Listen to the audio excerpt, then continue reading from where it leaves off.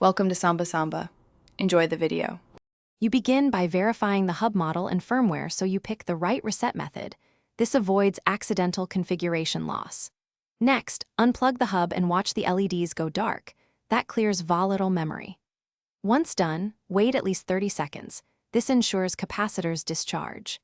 Make sure you have your Wi-Fi password and ADT login on hand, because you will rejoin networks and re-authenticate after the reset, saving time and preventing lockout.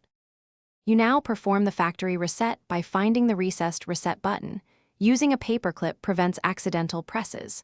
Press and hold for 10 to 15 seconds until the LED pattern changes, because that signal confirms the hub accepted the command.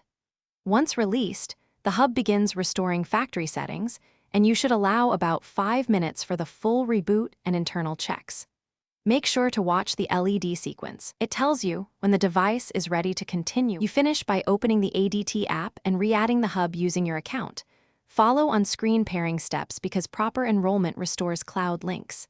Then update firmware and reconnect Wi-Fi, sensors, and user codes to prevent false alarms. If pairing fails, power cycle your router and hub, move the hub closer to the router, and retry. These actions resolve most radio issues. If problems persist, contact ADT support with model and LED status. They can check back. Thanks for watching. Consider subscribing if we helped you.